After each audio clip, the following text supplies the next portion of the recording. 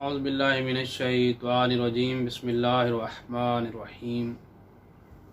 اللہم صلی علی محمد وعلی محمد یا علی مدد علیہ السلام۔ السلام علیکم ورحمۃ اللہ وبرکاتہ۔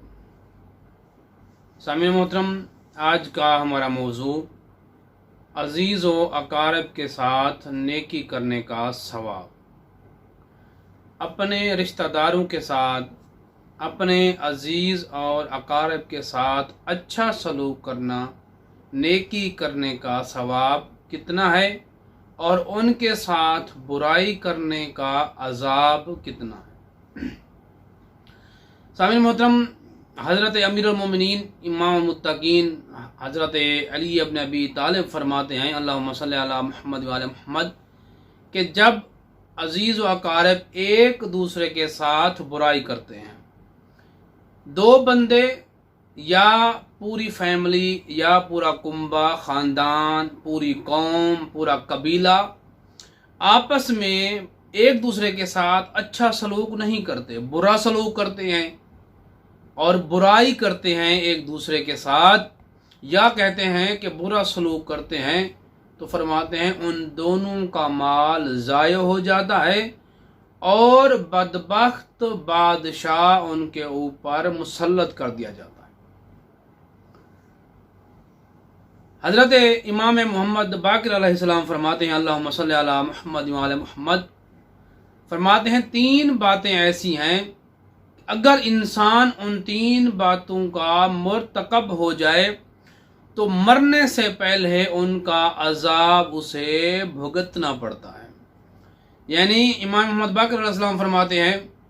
جو بندہ ان تین کاموں کو، ان تین چیزوں کو انجام دیتا ہے، فرماتے ہیں جب تک وہ ان کا عذاب، ان کے عذاب کا مزہ چکھ نہیں لے گا، وہ اس دنیا سے رخصت نہیں ہوگا۔ کون کون سی تین چیزیں ہیں؟ پہلی، ظلم، کسی مظلوم کے اوپر ظلم کرنا، جیسا کرو گے ویسا بھرو گے، جیسا بو گے ویسا کاٹو گے، جیسی کرنی ویسی بھرنی والی بات ہے۔ اگر کسی کے ساتھ آپ نے ظلم کیا ہے، کسی مظلوم، کسی تنگ دست، کسی غریب انسان پر جس کے پاس قدرت نہیں ہے، اور آپ قدرت اور طاقت کے مالک ہیں، اور اس مظلوم پر آپ نے ظلم کیا ہے، امام باقر علیہ السلام فرماتے ہیں جب تک اس کا بدلہ تمہیں اس دنیا میں نہیں دیا جائے گا، تم اس دنیا سے نہیں اٹھائے جاؤ گے۔ اور دوسرا، قطع رحمی، اپنے رشتہ داروں کے ساتھ، اپنی قوم کے ساتھ، اپنے خاندان کے ساتھ قطع تعلق کرنا، سلام دعا نہ رکھنا، سلام کا جواب نہ دینا، اچھا سلوک نہ کرنا۔ اگر رشتہ دار تمہارے ساتھ اچھا سلوک نہیں کرتے تو تمہیں چاہیے اس کے برعکس سیرت حضرت محمد مصطفیٰ صلی اللہ علیہ وآلہ وسلم پر چلتے ہوئے، امت محمدیہ کا ثبوت دیتے ہوئے انسان کو اخلاق اپنانا چاہیے اور ان کے ساتھ اچھا سلوک کرنا چاہیے۔ تیسری قسم، جھوٹی قسم، جھوٹی قسم کھانا۔ یہ تین چیزیں ایسی ہیں کہ یہ جو بندہ، جو انسان، جو شخص یہ تینوں جیسے جیسے انجام دیتا جائے گا، جب تک ان تینوں میں مبتلا نہیں ہوگا اس وقت تک اللہ اسے اس دنیا سے رخصت نہیں کرے گا۔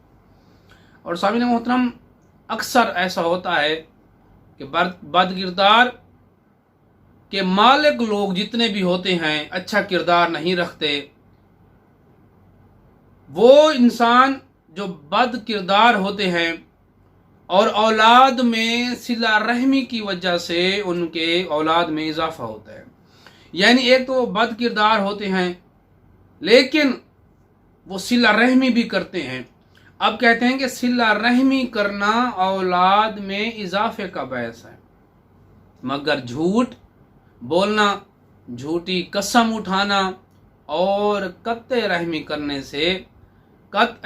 کرنے سے گھر کے گھر بے چراغ اور نسلیں تباہ ہو جاتی ہیں، نسلیں منقطع ہو جاتی ہیں۔ سامعین محترم، عزیز و اقارب کے ساتھ نیکی کرنے کا بہت زیادہ ثواب ہے،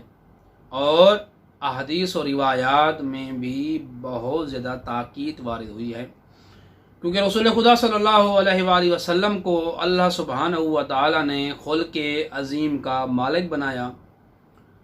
پوری امت مسلمہ، پوری دنیا جانتی ہے ہمارے رسول خدا صلی اللہ علیہ وآلہ وسلم کس کردار کے مالک تھے، کیا عزت تھی ان کی، کیا شان تھی۔ اگر کوئی محفل میں یا کوئی اکیلے میں ان کو برا بھلا کہہ بھی دیتا، تب بھی رسول خدا کی یہی عادت تھی،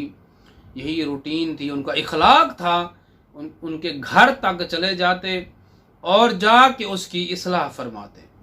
جب ان لوگوں کو پتہ چلتا کہ یہ محمد مصطفیٰ ہیں، دین شریعت لے کر آئے ہیں، مذہب اسلام کے بانی ہیں، تو وہ اگر غیر مسلم ہوتے تو مسلمان ہو جاتے،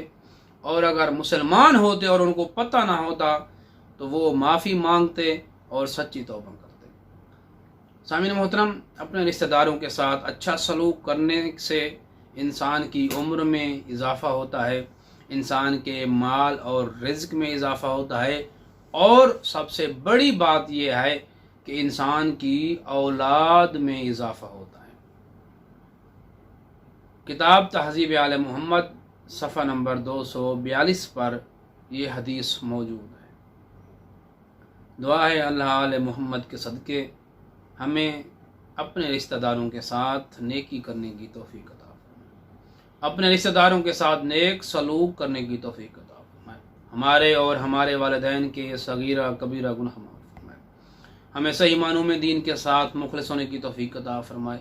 اور سچی توبہ کرنے کی توفیق عطا فرمائے۔ اللہم صلی علی محمد و آل محمد وعجل فرجا قیم آل محمد۔